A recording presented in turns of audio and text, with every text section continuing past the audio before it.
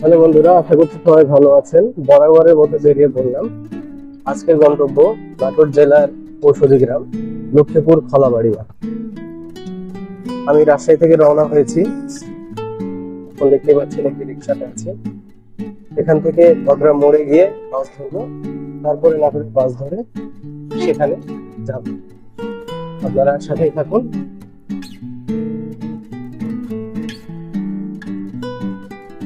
তো বন্ধুরা, দেখতে পাচ্ছেন আমি আস্তে আস্তে রাজশাহী শহরের ভদ্রা মোড় বাস স্ট্যান্ডের দিকে এগোচ্ছি। ওই যে শহীদ মিনারটি, যারা রাজশাহীতে থাকেন বা রাজশাহীতে আসেন সবাই চেনেন খুব ভালো করে। এখান থেকেই নাটোর রাজশাহীর একটি বাস ধরে নেবেন। ভাড়া মোটামুটি 80 টাকা নেবে। আপনাকে এই যে নাটোর হরিশপুর বাইপাসে যেয়ে নামতে হবে। একটু ভালো করে দেখে নিন, হরিশপুর বাইপাস। এখানে একটু বলে রাখি, এখান থেকে আপনারা দুইভাবে নাটোর ঔষধি গ্রামে যেতে পারবেন। এক হচ্ছে এখান থেকে অটো নিয়ে দত্তপাড়া হয়ে ভেতর দিয়ে লক্ষ্মীপুর খলাবাড়িয়া, অথবা হৈবুদপুর বাস স্ট্যান্ডে নেমে সেখান থেকে লক্ষ্মীপুর খলাবাড়িয়া ঔষধি গ্রাম। তো আপনাদের যেটা সুবিধা হয় আপনারা সেভাবে যাবেন। যারা রাজশাহী থেকে আসবেন তারা হরিশপুর বাইপাসে নেমে যেতে পারেন, আর যারা ঢাকার দিক থেকে আসবেন তারা হৈবতপুর বাস স্ট্যান্ডে নেমে যাবেন, দিয়ে সেখান থেকে আপনারা যে কোনো অটো যোগে হোক ভ্যান যোগে হোক ঔষধি গ্রামে যেতে পারবেন। তো আমি এখন যে রাস্তা দিয়ে চলেছি এটা হচ্ছে নাটোর দত্তপাড়া হয়ে লক্ষ্মীপুর বাজার হয়ে ঢুকবে এটি লক্ষ্মীপুর খলাবাড়িয়া ইউনিয়নে। তো দেখতে পাচ্ছেন গ্রামের খুব সুন্দর, গ্রামের ভেতরে পাকা রাস্তা। আমি এখন ভ্যানে, কোনো প্রকার ঝাঁকি নেই, কোনো তেমন ভিড় নেই। মামা খুব আনন্দে গাড়ি চালাচ্ছে। এই যে এখন আমি যে মোড়ে, এটি হচ্ছে লক্ষ্মীপুর বাজার। হ্যাঁ,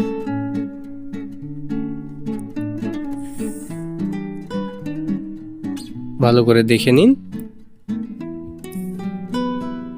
আর একটু বলে রাখি, ঔষধি গ্রাম মূলত কিন্তু এই লক্ষ্মীপুর থেকে শুরু হয়।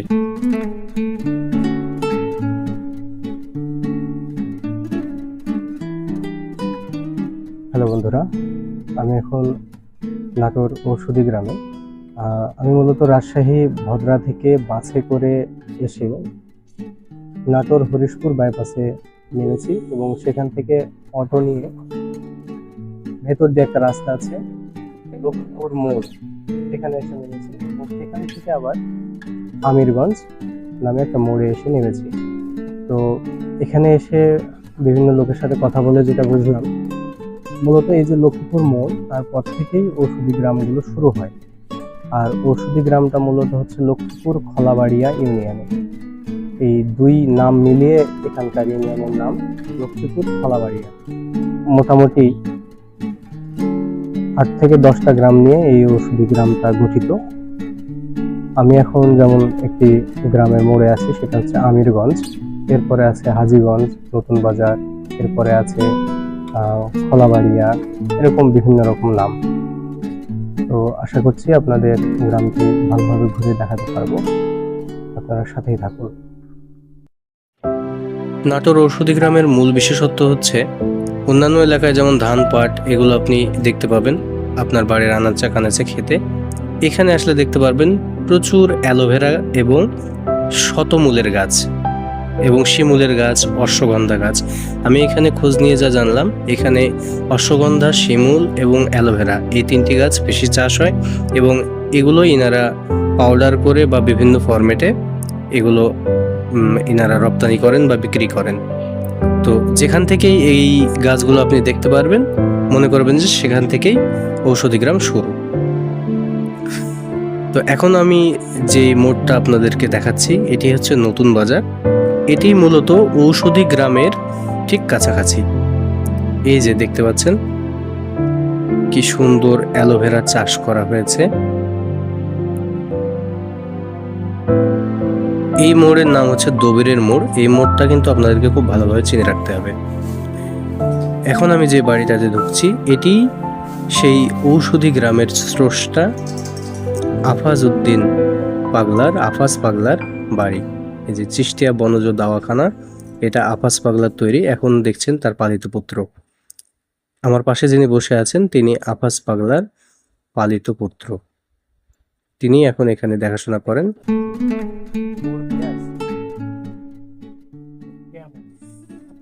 তার সাথে অনেক কথা হয়েছিল বসে থেকে, তিনি খুব আন্তরিক মানুষ। তিনি তার বাড়ির পাশেই প্রায় 200 প্রজাতির এরকম প্রাকৃতিক গাছের নাম বললেন এবং সেগুলো গাছগুলো আমাকে চেনালেন। তো দেখতে থাকুন, আপনারাও নতুন কিছু এখান থেকে জানতে পারবেন, মানে নতুন গাছ সম্পর্কে জানতে পারবেন আর কি। ঔষধি গাছ আসলে কত রকমের হয় এখানে দেখলেই বুঝতে পারবেন। আমার আসলে আইডিয়াই হতো না যে একটা বাড়ির উঠোনে এত প্রকারের ঔষধি গাছ লাগানো সম্ভব।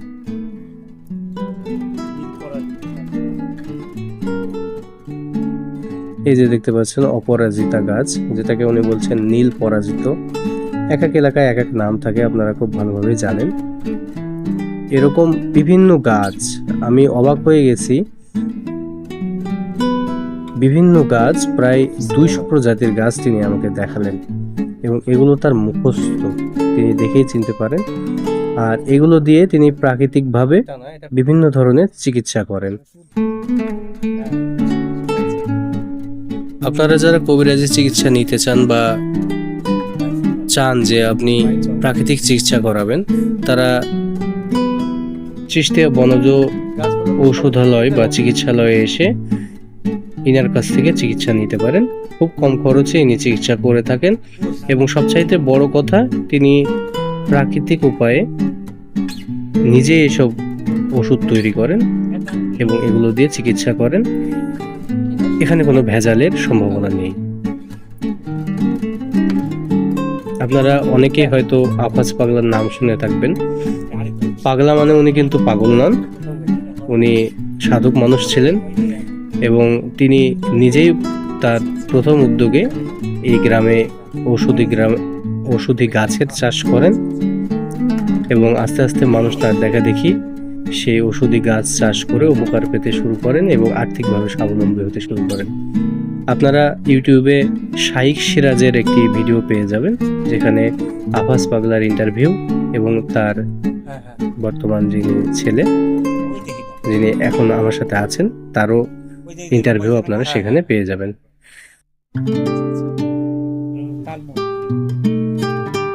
তিনি আমাকে বিভিন্ন রকম গাছ চিনিয়ে দিচ্ছেন, দেখাচ্ছেন। খুব আন্তরিক মানুষ, আমার খুব ভালো লেগেছে। আপনারা দেখতে থাকুন, যদি কিছু গাছ আপনারা চিনে রাখতে পারেন আপনাদের জন্য ভালো হবে, তাই না?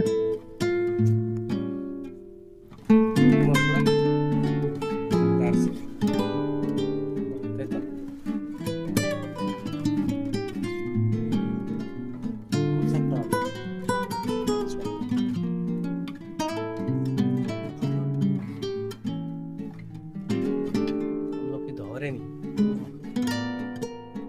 এটা কোন মাসে ধরে আমলকি? তোমার ওই যে জ্যৈষ্ঠ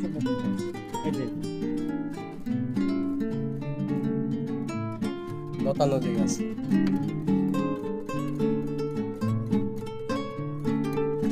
এগুলো কি গাছ? এগুলো সর্পগন্ধা।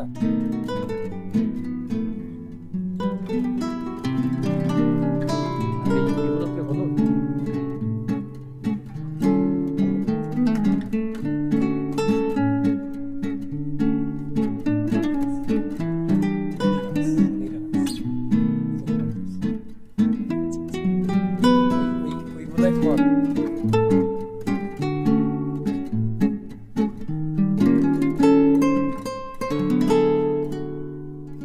কি বললেন? বাওয়াদা। এই যে দেখতে পাচ্ছেন, উনি নিজের হাতে এই ওষুধগুলো তৈরি করেছেন এবং রোদে শুকাতে দিয়েছেন। তো এবারে বাড়ি ফেরার পালা। আমি ঠিক যে রাস্তা ধরে গিয়েছি সে রাস্তা ধরেই আবার ফিরেছি।